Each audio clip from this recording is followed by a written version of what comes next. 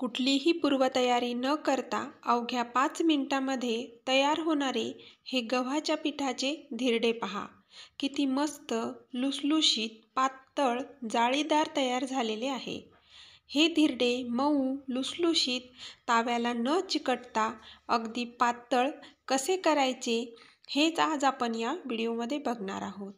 लहान मुलांना छोट्याशा भुकेसाठी आपण हे धिरडे करून देऊ शकतो. मधल्या वेळेमध्ये मुलांना काहीतरी चुरुमुरू हवं असतं, त्यावेळेला आपण ही गव्हाच्या पिठाची धिरडी करून त्यांना देऊ शकतो. तावा कुठलाही असो, ही धिरडे अजिबात ताव्याला चिकटणार नाहीत, यासाठी मी व्हिडिओमध्ये काही टिप्स सांगितल्या आहेत. चला तर मग वेळ न वाया घालवता आपण या पातळ अशा धिरड्याच्या रेसिपीला करूया सुरुवात. तर मी इथं घेतलेलं आहे गव्हाचं पीठ. हे नॉर्मल आपण चपातीला जे वापरतो तेच पीठ आहे. मी स्वच्छ गाळून घेतलेलं आहे. मी इथं 1 कटोरी पीठ घेतलेलं आहे गव्हाचं. आता हे गव्हाचं पीठ आपल्याला एका पातेल्यात खोलगट असणाऱ्या टाकून घ्यायचं आहे. यामध्ये आता आपण टाकूया रंग छान यावा धिरड्यांना म्हणून हळद पावडर. तर हळद पावडर मी फक्त इथं अर्धा चम्मच घेतलेली आहे. त्यानुसार आता मुलं लहान मोठी असल्यास तिखटचं प्रमाण वापरायचं आहे आणि चवीपुरतं मीठ. आणि त्याचबरोबर मी इथं बारीक चिरलेली कोथिंबीर घातलेली आहे. आता यासोबतच आपल्याला खूप सारं पाणी घालून एकदम पातळ असं बॅटर याचं तयार करून घ्यायचं आहे. तर पाणी भरपूर घालायचं आणि यामध्ये अजिबात गाठी न येता एकदम पातळ असं आपल्याला बॅटर तयार करून घ्यायचं आहे. तर हाताच्या साहाय्याने हे मिक्स करत जायचं. यामुळे अजिबात गाठी येत नाही, कारण कोथिंबीर असल्यामुळे आपण इथं चम्मचचा वापर करू शकत नाही. तुम्ही बघा, मी असं पातळ एकदम बॅटर तयार केलेलं आहे.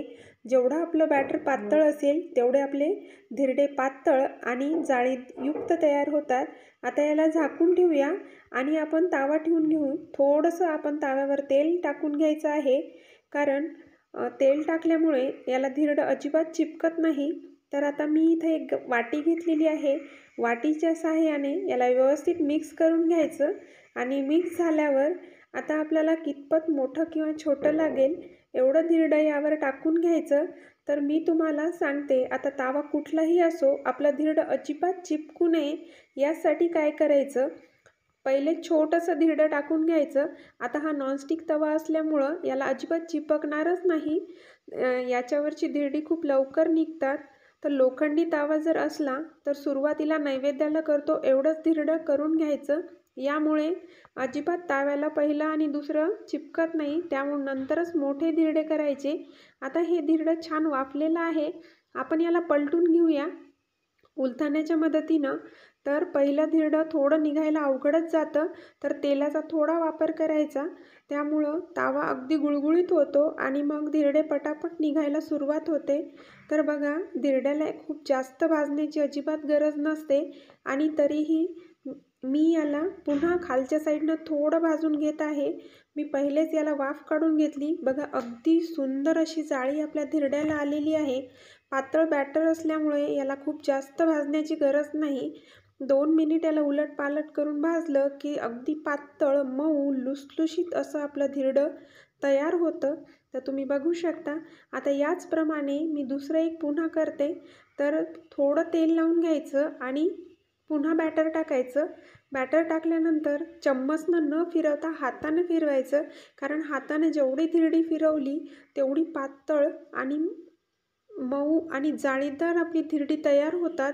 कारण चम्मचनी फिरवल्यावर जाडसर धिरडी होतात आणि जाड झाल्यामुळे याला मनावशी जाळी येत नाही. तर त्यामुळे पातळ अशी करण्यासाठी हाताने फिरवून घ्यायचं. दुसरंही धिरडं इथं करून घेतलेलं आहे आणि याचप्रमाणे मी अजून काही धिरडी करून घेते. तर तुम्ही बघू शकता, अगदी तेवढ्या 1 कटोरी पिठामध्ये 7 ते 8 आपली धिरडी इथं तयार होतात.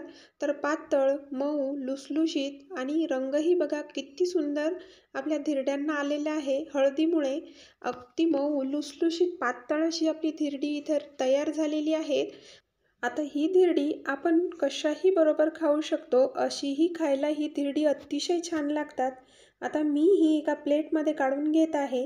ही धिरडी आपण दही बरोबर, सॉसबरोबर किंवा मग लोणच्याबरोबर कशाही बरोबर खाऊ शकतो आणि मुलांना तर ही अशी नुसतीही खायला खूप आवडतात.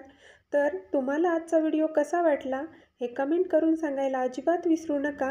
व्हिडिओ आवडल्यास व्हिडिओला एक लाईक करा व जास्तीत जास्त जणांना नक्की शेअर करा.